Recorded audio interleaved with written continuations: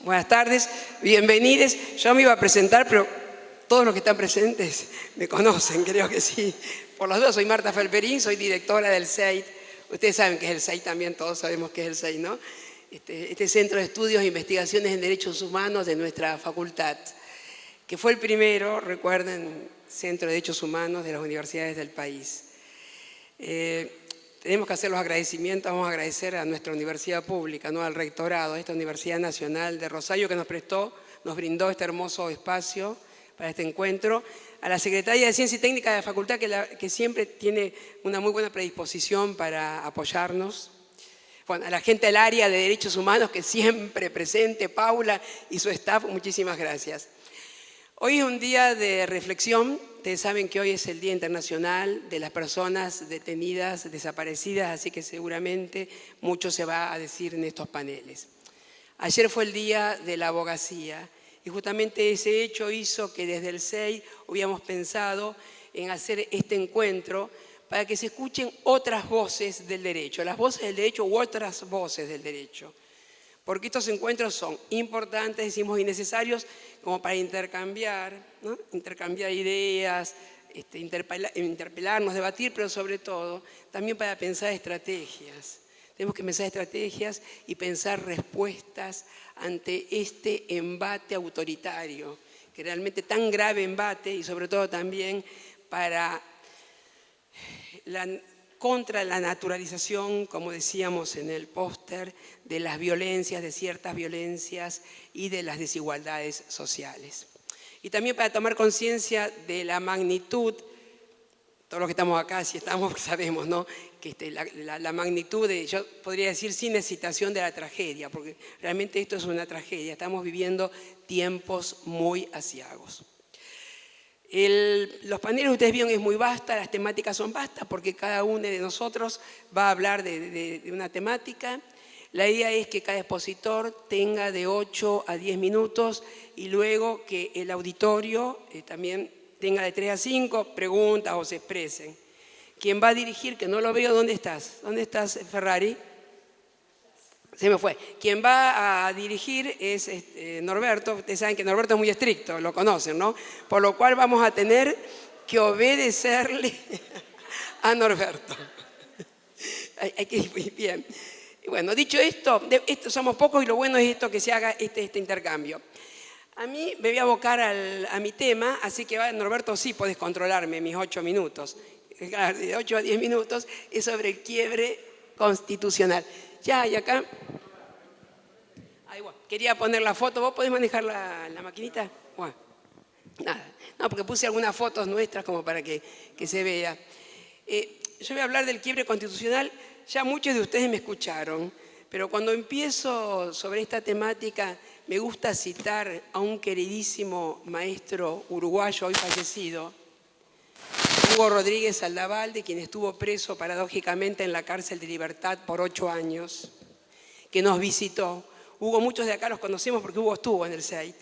Y Hugo nos decía que hay tiempos históricos en que pensamos que en derredor de ciertas materias, de ciertas temáticas, los debates están clausurados, ¿no? Que ya hay cierta quiesencia, pero que de repente bajan los viejos fantasmas de los viejos desvanes con sus ropajes deshilachados y que los cambian a nuevo.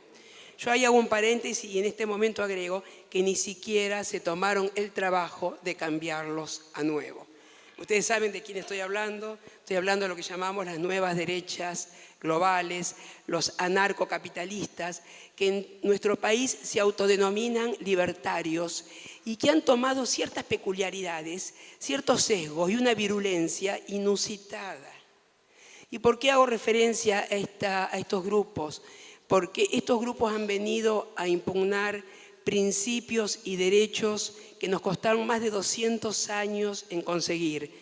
Si nos remontamos a las revoluciones burguesas de finales del siglo XVIII, ustedes recuerdan que se hablaba, esa declaración, ¿no? De la declaración norteamericana, francesa, todos los hombres, bueno, sesgo androcéntrico, ¿no? Todos los hombres son iguales en derechos y en dignidad. Por supuesto, esa era la igualdad, lo que llamamos la igualdad formal. La igualdad, la ley la ley era para todos, o sea, se trataba a todos por igual. William Blake decía que aquella ley que se aplica al tigre y al cordero no es ley, es opresión. Ustedes fíjense que se hablaba de la libertad, de la igualdad formal. ¿Se imaginan ustedes, los pobres trabajadores de la época de la Revolución Industrial, tener que negociar frente al capital? Hagamos una gran síntesis, avancemos en el tiempo y gracias al movimiento obrero y a la lucha del movimiento obrero llegamos a ese concepto de igualdad material, en donde le decimos al Estado, Estado deja de ser neutral, Estado regular, Estado metete, en donde lo que queremos es que no solo tengamos los mismos derechos, sino que tengamos las mismas oportunidades, que todos podamos ejercer y gozar de los derechos. A esta igualdad material le llamamos justicia social. Justicia social que ya fue enarbolada en la declaración de la OIT en el año 1919. En la declaración de la OIT decía que después de la Primera Guerra Mundial, que no iba a haber paz duradera si no había justicia social. En la reforma del año 94 se incorpora en el artículo 75, inciso 19, cuando habla del desarrollo humano, del avance económico, se dice que no puede hacerlo sin justicia social. En el artículo 23 también, donde el Estado tiene que dictar leyes positivas. ¿Y por qué traigo la justicia social y la igualdad material? Porque cuando alguien dice que la justicia social es una aberración y ese alguien es el jefe de gobierno, estamos en una grave situación. Porque ese alguien está violentando la Constitución Nacional y está violentando la declaración de la OIT. Por eso hablamos del quiebre constitucional. Y avanzando también con el quiebre constitucional, nuestro país, ¿qué forma de gobierno tiene? A ver, veamos acá. Representativa republicana y federal, artículo 1. ¿Qué significa? O sea, la forma de gobierno es cómo se distribuye o se concentra el poder en diferentes órganos. Somos una república.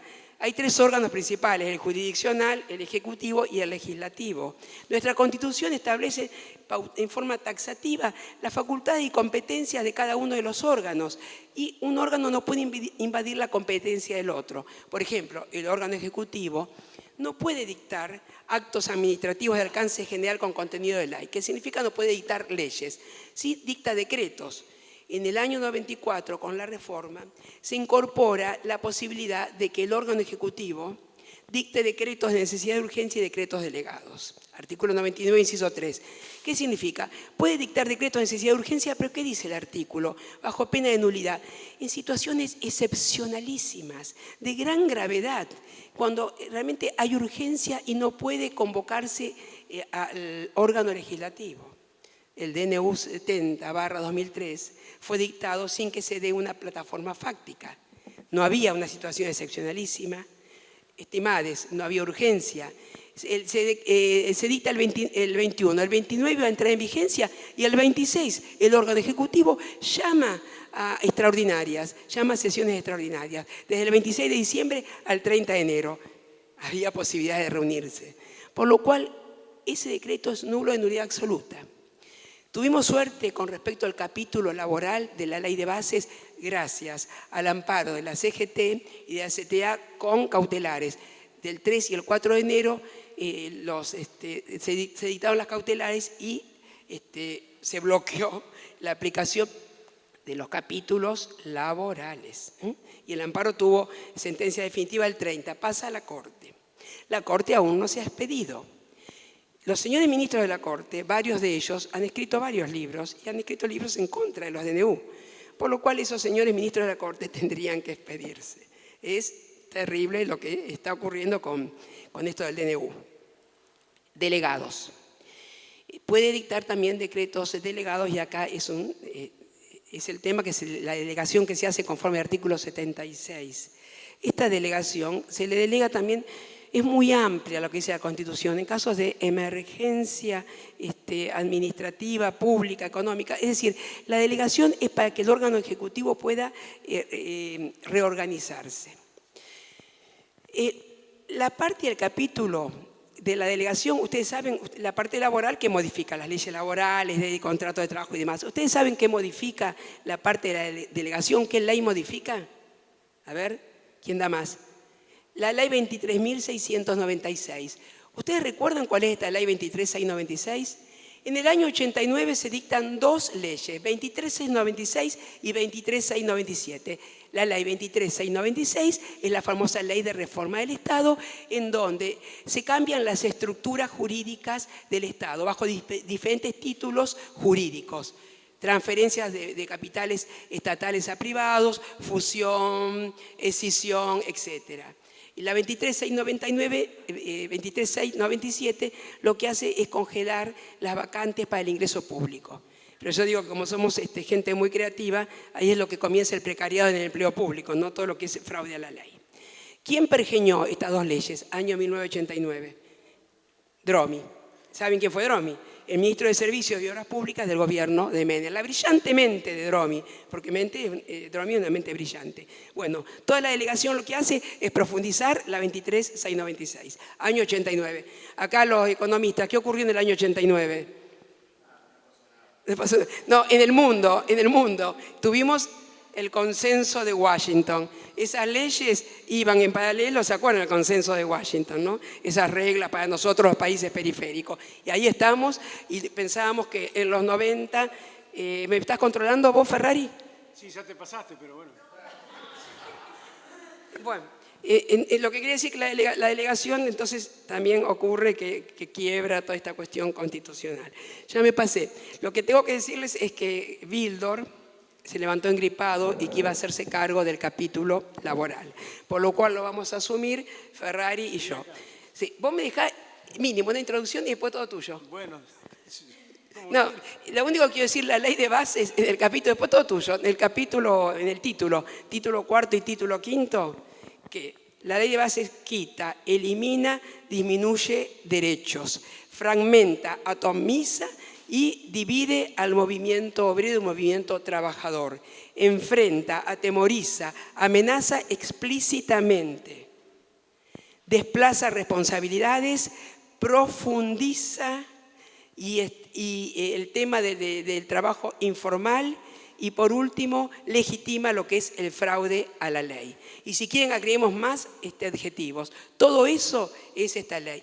Y es en contra del principio de progresividad, que lo va a hablar ahora Norberto, porque como estamos hablando de los quiebres constitucionales y el principio de progresividad es un principio cimero de toda nuestra Constitución, Ferrari, todo tuyo. Después vamos a hacer un ping-pong.